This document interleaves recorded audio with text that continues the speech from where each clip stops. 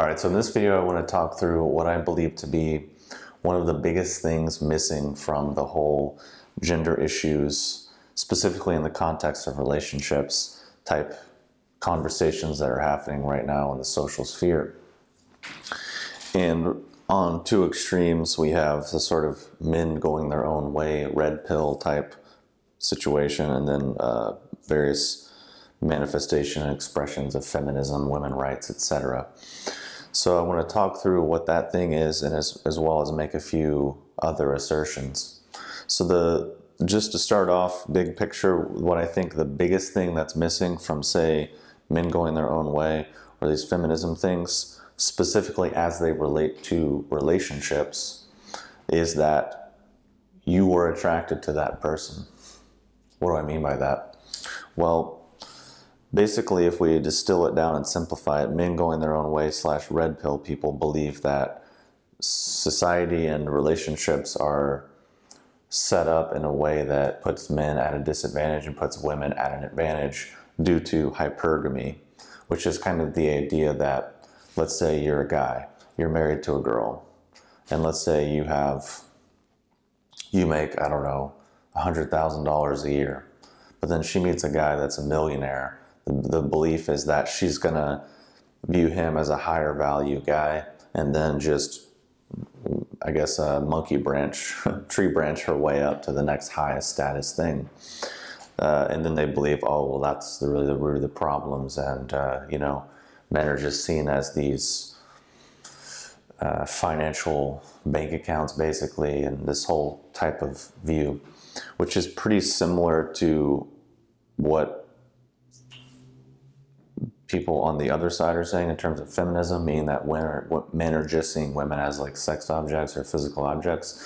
But also what I'm going to get into is that on a larger context and a larger scale, on a personal scale as well, these manifestations are actually toxic on both ends, and they're confused, they're distorted, demonized, hijacked, perverted manifestations and expressions of actual natural urges that probably each and every one of us have, maybe. And that I will also talk through how I really feel that when people are caught up in these things, they completely miss the point on most things. And already from their original basis, they've already lost the battle. And basically how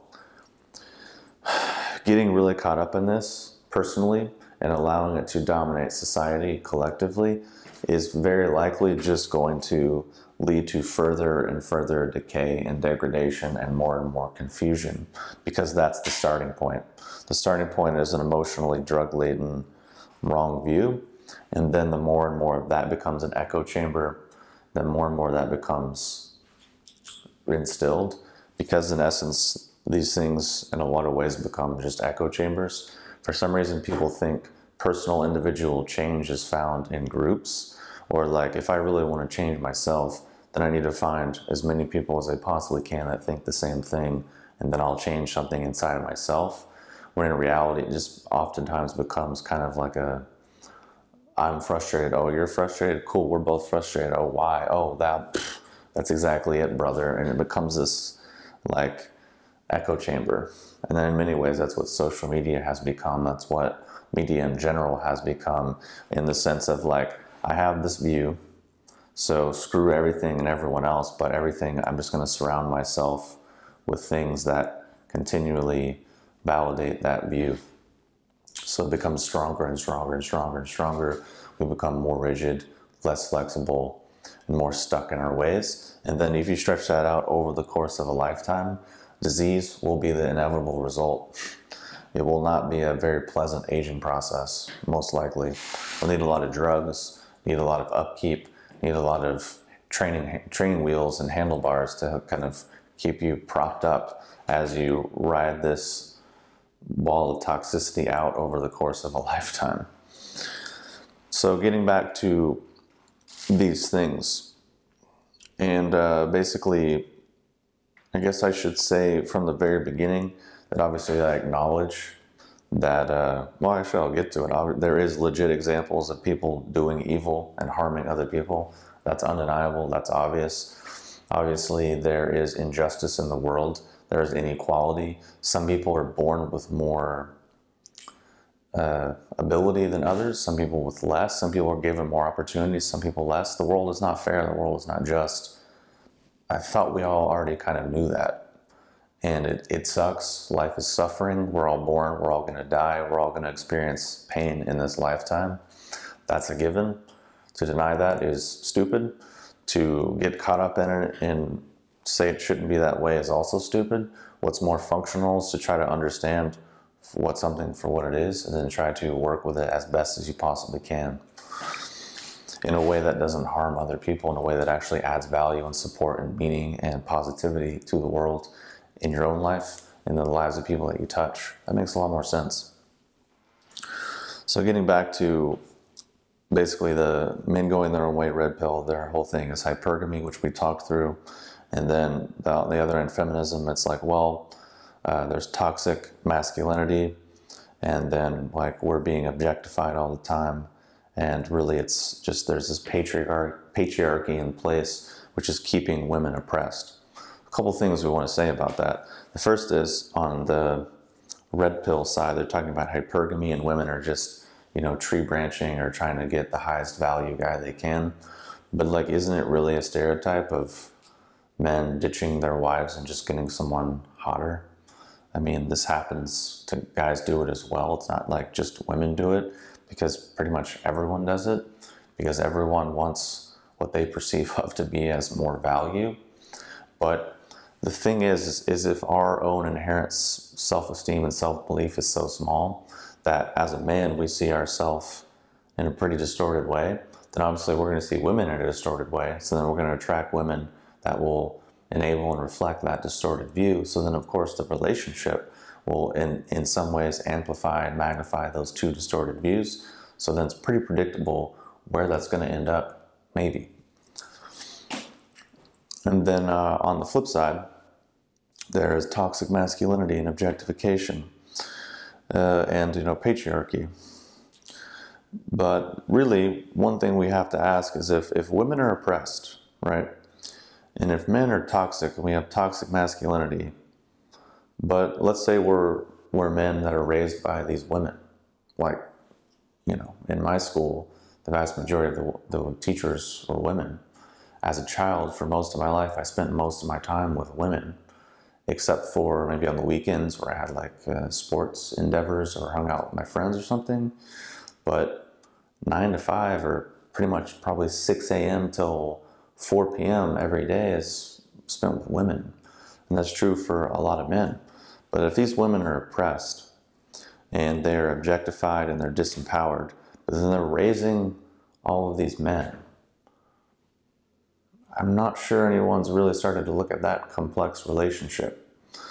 I just want to blame everything. Oh, men are just toxic and evil and all this. And it's like, no, that's basically, if you're gonna say this, you're basically saying that an action is based on gender.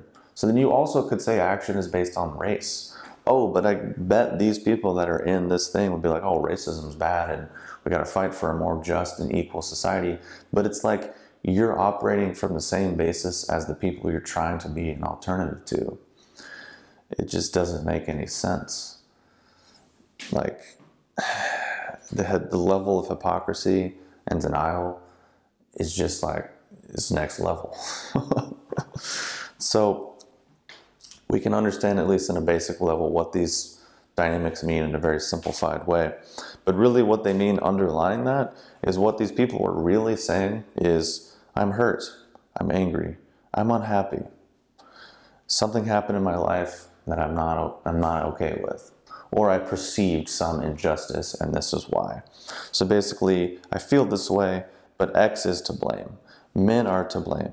Women are to blame. Hypergamy is to blame. Toxic masculinity is to blame. The patriarchy is to blame.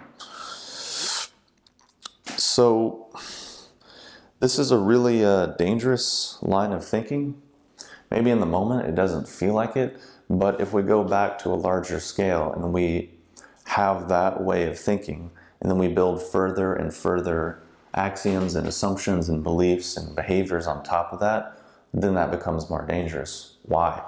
Well, if we look at the historical success, failure of communism, and then look at some of basically the simplified beliefs of basically what the Nazis pulled off, or like best example of communism, Mao in China.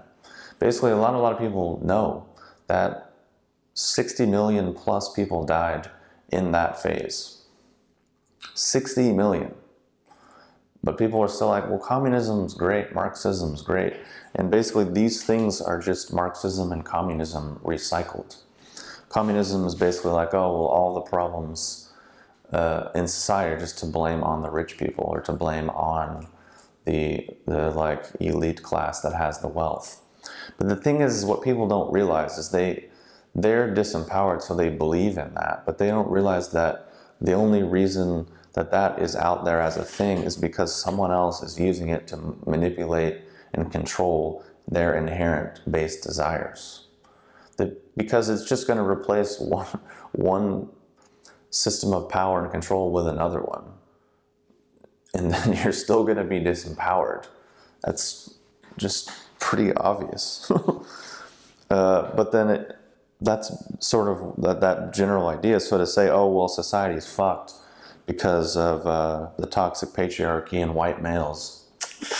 Historically, that type of thinking has not played out too well and is basically pretty stupid, like from every stretch of the imagination. On the flip side, to say like, oh, society is rigged towards women and basically it's unfair because of hypergamy, also not that bright.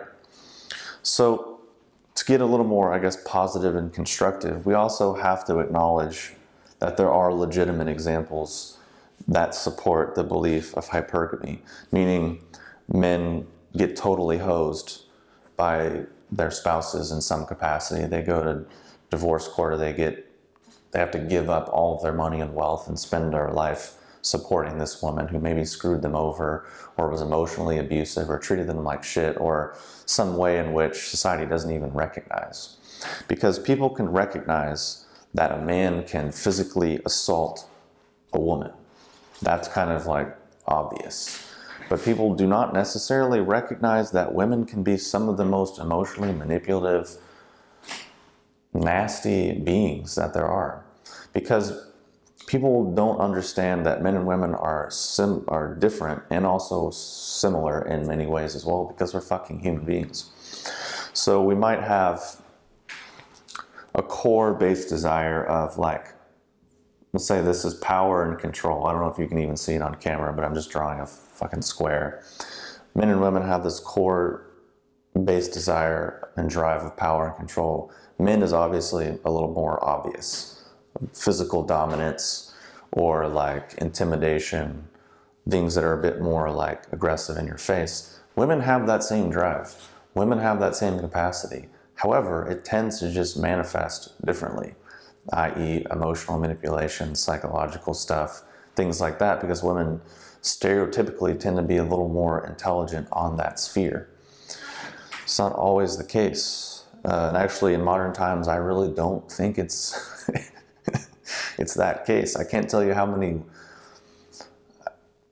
probably off the top of my head, I can think of like 20 to 30 women that I've personally met, dated, or just known as friends. And I felt more emotionally intelligent than they did. Like, I would have to explain and help them talk through things. And they'd be like, oh, you're right. Oh, okay, I see that now, or not. So I don't know if that's really necessarily, that stereotype is so true anymore. Or maybe it's just because I was raised primarily by women, so developed some sensitivity to that as a means of survival. But I don't know. So anyways, there are legit examples. And obviously within society, there are obviously legitimate examples of people in power, men in power, abusing that power, harming other people. That is obvious. But to say that the causal chain is because of their sex or their gender is pretty dumb. It's about like saying, oh, the world has problems because of rich people. Like, what? But this is really the level of thinking that people are at. What the real issue is would be corruption. Power isn't bad. Strong leadership isn't bad. Corruption is bad. Maybe whoever committed these, oh, as I said, evildoers. I was quoting George Bush. The evildoers. Maybe the evildoers committed their evil doings because they lacked any degree of morals. They lacked any degree of integrity. They basically were operating under false beliefs. And they're probably pretty fucking insane because they're caught up in some dualistic version of stupidity where maybe they are a white male and they think they are superior because of that. But that's really not that far from a lot of women being like, oh, well, I'm a woman, so I'm superior to you because of that. And I could list significantly dozens of examples of women saying literally that shit to me. And it's like, oh, wow. It's like you're really that much a product of social engineering and conditioning. You profoundly believe this nonsense. And you're so out of touch with anything of what's actually happening. So great. But in reality, it comes back to that's probably what the issue was. Maybe it had nothing to do with her gender. Maybe it did, because the thing is with rules or whatever is people are dumb and they think, oh, well, 100% of the time this is true, which also means 100% of the time that is false. And I would say in that case, that might be true, but it would mean that you're dumb if you think that way.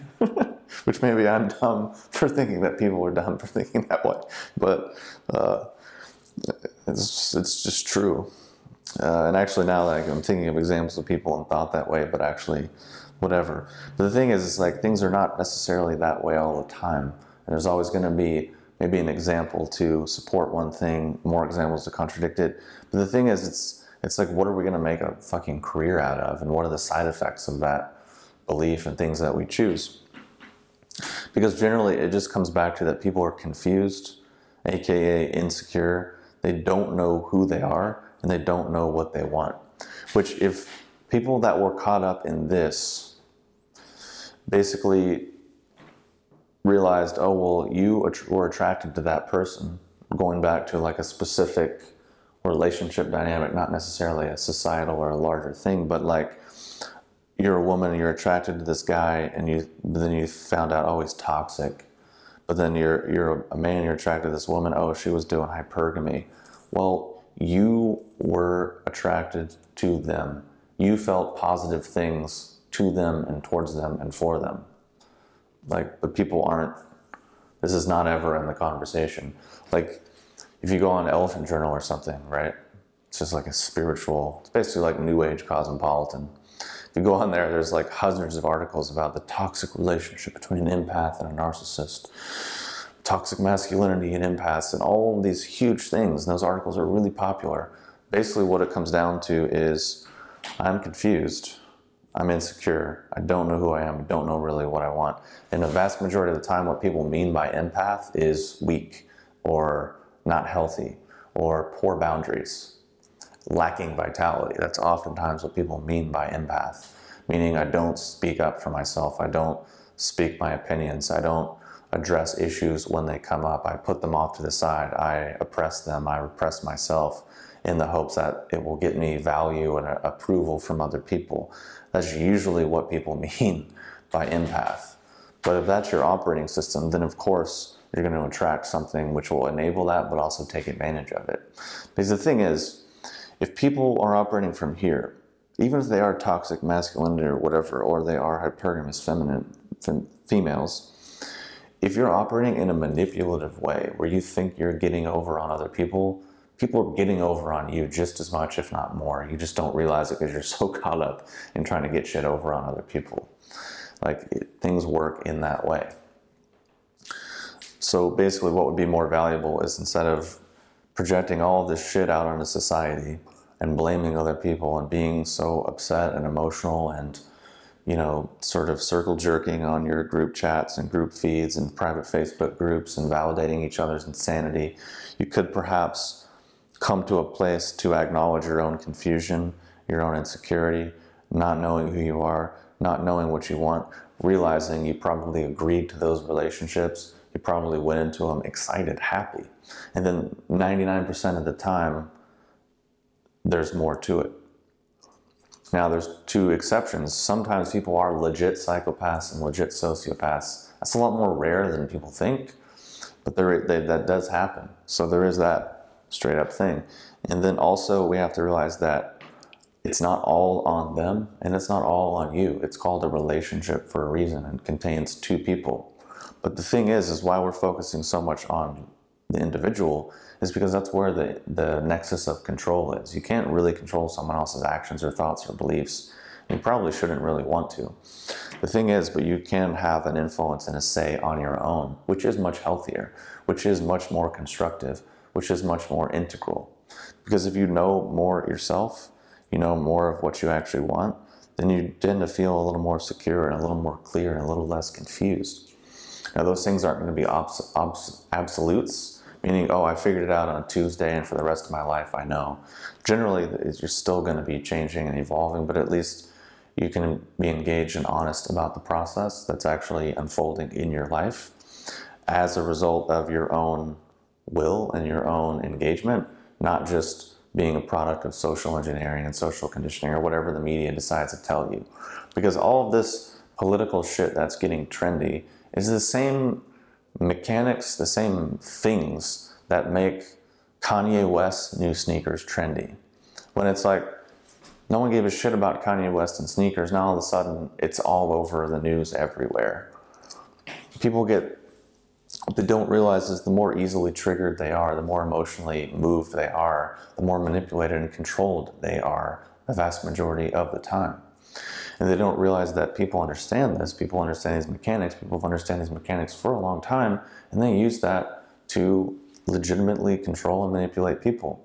Because if you can control where someone's attention goes, you've already won most of the battle. And then if you can inject their minds with a lot of nonsense, because the thing that people don't understand is, if you're engaged in this dichotomy, you are engaged in this dichotomy, which means you're not engaged in the myriad of other things that you could be engaged in. So even wherever you feel you are on this side of the coin, you've still pretty much already lost the battle because you're engaged in the insanity.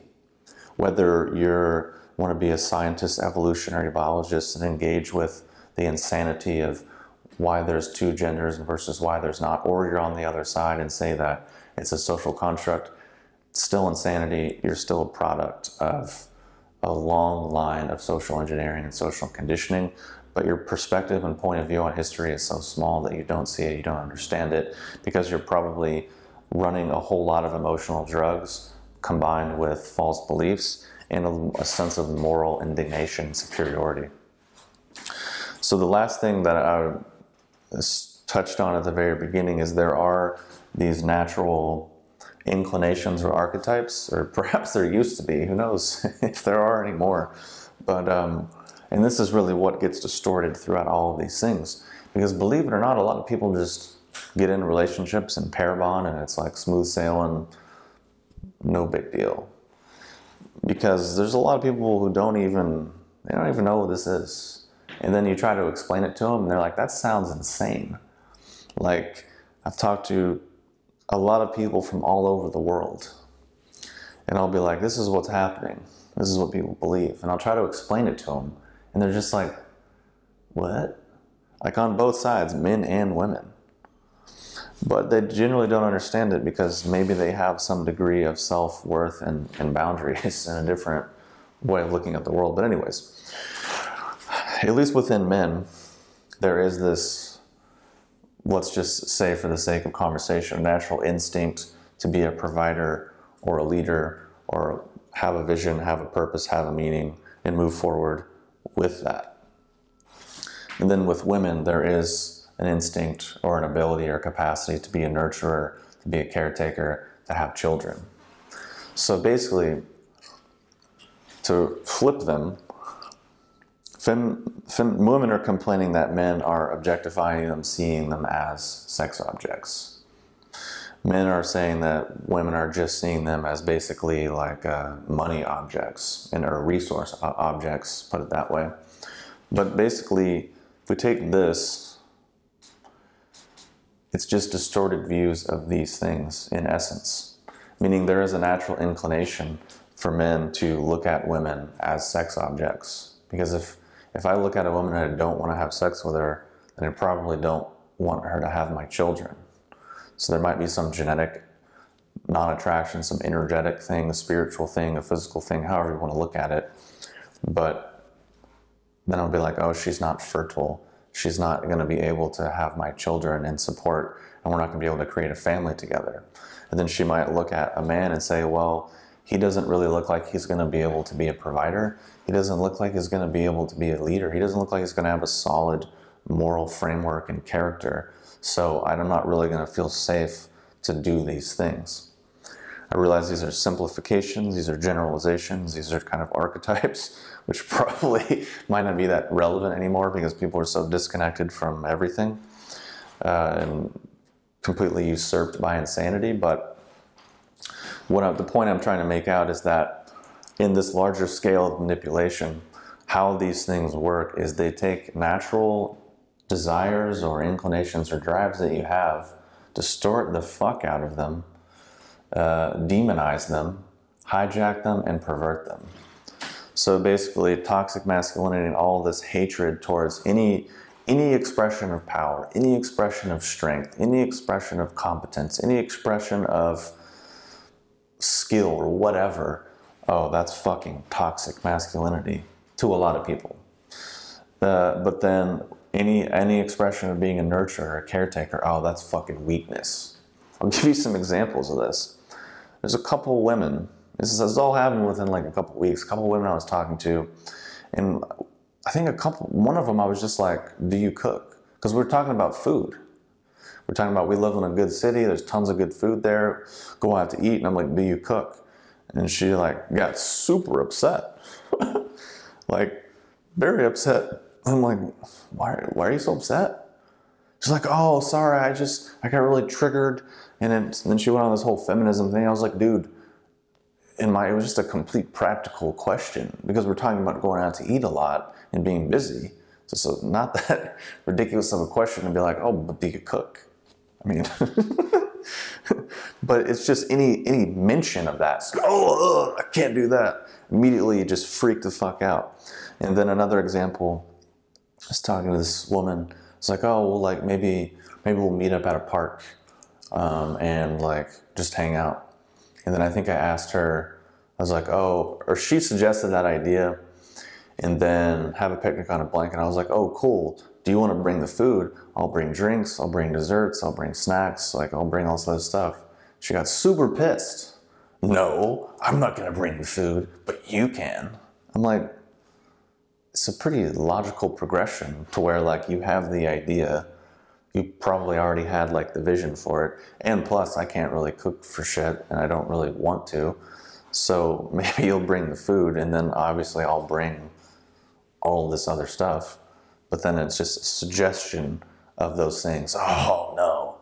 So then obviously cut that right off.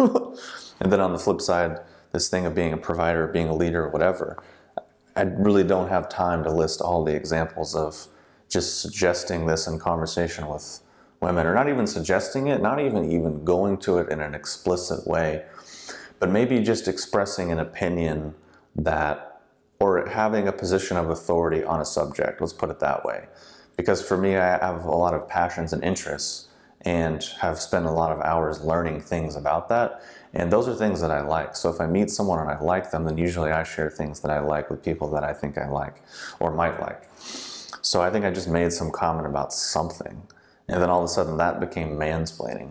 When in reality, what it was is some hint or whiff of this thing, but it's so demonized and perverted that it's like out. So the thing is, being in Portland for so many years and meeting so many women out here that are so usurped by this pure insanity, it's a great lesson in schizoid psychopathology. Schizoid meaning there's a schism between something. So the schism in these examples is there's like their behavior and there's their underlying feelings. And then there's all this other stuff happening in their head. And there's a huge schism between the two things because their whole being, their whole functionality has been hijacked by parasitic functions from this, whatever you want to call it. And you really, it's really a gnarly scene. And at least for me, you can kind of feel it from people pretty instantly. You can see it in their eyes. It's pretty obvious. You can definitely tell in conversation. And not only with women, but tons of men out here in Portland and on the West Coast. And actually, just, it seems like in just the alternative scene, it's like the worst, man. People are so usurped by this. But the thing is they have weakness, and the weakness is just making them more weak. So it's like what I was saying earlier, you have the ball of distortion, and you're going to stretch that out for the course of your life and just ride it out. Which obviously is your right to do so, but it's obviously my right to have an opinion on it. So that's kind of the last point, and that each one of these things could be another huge unpacking or exploration, but I think that's kind of the two biggest things. The first being the lack of any self-responsibility or reflection and being honest with what the actual root causes of things are, meaning corruption or other issues, or even within ourselves, dealing with our own confusion, insecurity, not knowing ourselves, etc. And then actually realizing that whether it's through the sale of goods and services or through these political ideas, it's basically manipulating underlying drives and things that we all have inside of us and demonizing, distorting them, perverting them, and hijacking them completely. Because all the energy that could be in ourselves to make our body healthy, to help us live our lives in an efficient way, is sent outside to the political sphere, to the social sphere, to the imagination of all these situations that we believe are A, B, and C. So pretty much at the end of the day,